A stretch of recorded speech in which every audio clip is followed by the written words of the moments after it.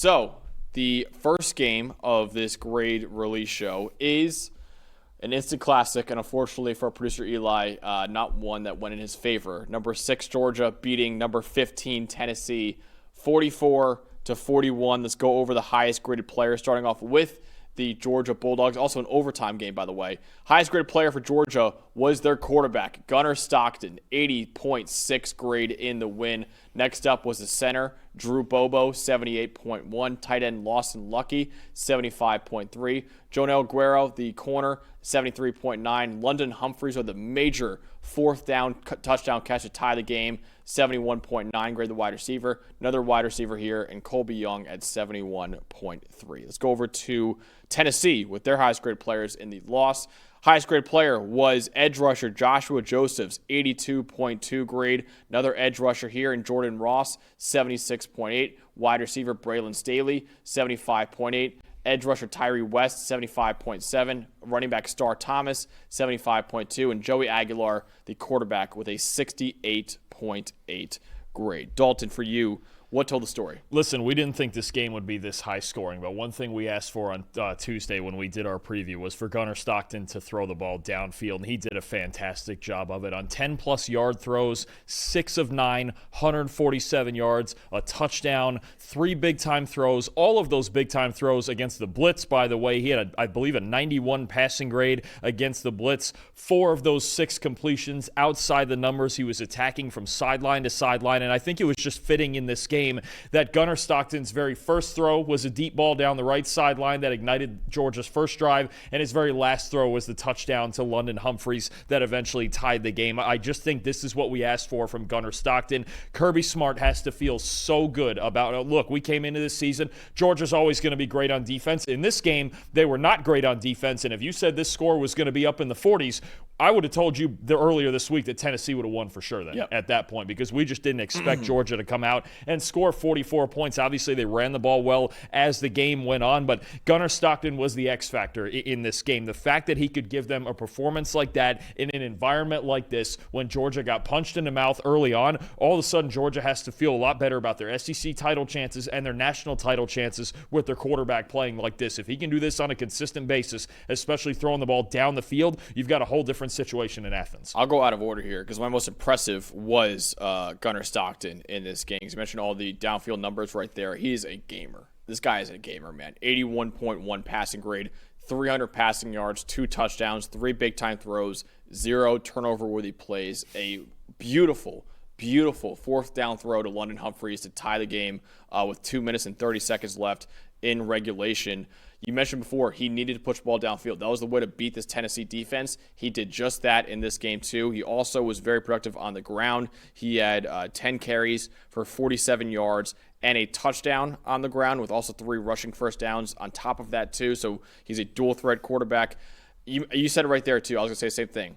If the winning score was going to be in the 40s, I would have said Tennessee was going to blow Georgia out of the water. I did not think Gunnar Stockton and Georgia's offense was capable of winning this kind of shootout. I was dead wrong about that. So Gunnar Stockton, hats off to you, man, because you were an absolute gamer in this game, and he was fantastic, I thought. And what this game does, again, in this environment, and Tennessee's really good. Let's say that first, too. I know Eli back there is upset, but Tennessee's a playoff contender. The way that they're playing on offense, the way that Joey Aguilar is playing, they need to obviously in big games get a little bit better in coverage. Because the one thing that I told you about last year, the 3 lowest graded games in coverage, they lost those games. They were not good in this game. They have lost 8 of their last 10 games, Max, when their coverage grade is below a 60. That's really the X factor. Who knows? Maybe if that'll get fixed when if and when Jermod McCoy gets back into the secondary later this season. But I still think Tennessee is absolutely a playoff contender. I think this loss, despite it going the way it did, obviously with the missed field goal, they had every opportunity to win this game.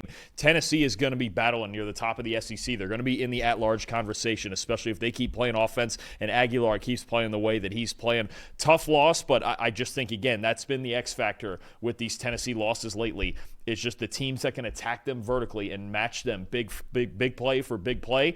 Those are the teams that are beating them lately. So my stat is basically going off that on the defensive side, a 48.5 coverage grade combined for both Georgia and Tennessee in this one. Defense is really optional in this game. Tennessee with a 48 coverage grade against Georgia. That was Tennessee's worst coverage grade in a game since the Georgia game in 2023, 2 years ago. So Georgia just has their number, it seems like, in coverage, at least in the last couple of years.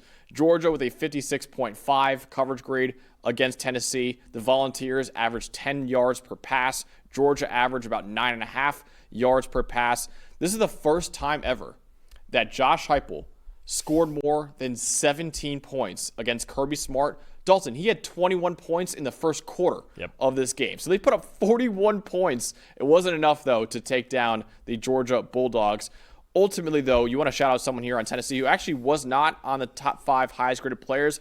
I was surprised by that, and I think some viewers might be surprised by it, but also this guy had a great game. Could get tinkered with in the review process when we go over the All-22. But if Tennessee had won this game, I think this might have been known as the Chris Brazzell game. 6 catches, 177 yards, 3 touchdowns, all on targets of 20-plus yards down the field. 2 of them were just absolutely mossed a defender one-on-one. Chris Brazzell was the big playmaker for Tennessee in this game. Deserves a lot of credit for the explosiveness that Tennessee had in this game. And again, it's just a matter of Tennessee. Look, their offense was more than good enough to win this game. They had an opportunity to kick the game-winning field goal and missed it. And at the end of the day, again, it's a loss. But I think you come out of this game, despite the way it went, and it was gut-wrenching, feeling really good about Tennessee and their playoff chances moving forward. But Chris Brazzell was fantastic in this game. He was Tennessee's best player to me. Unfortunately, producer Eli did not want to be on the show today, hear his voice on the show. So he's going through it right now back there. I know. He's probably pretty upset that he's here at all, having to hear us talk also about this. His team lost, but also his upset pick lost, too.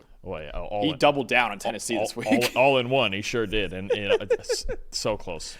So close. And honestly, the way these two played and the way the chaos in the SEC is shaking out, could we see these teams play again? Yeah, for sure. I mean, it is what a fantastic football game, and I mean, one of many that we got. But I know it hurts back there, but Tennessee is still very much in the playoff race. Don't you worry.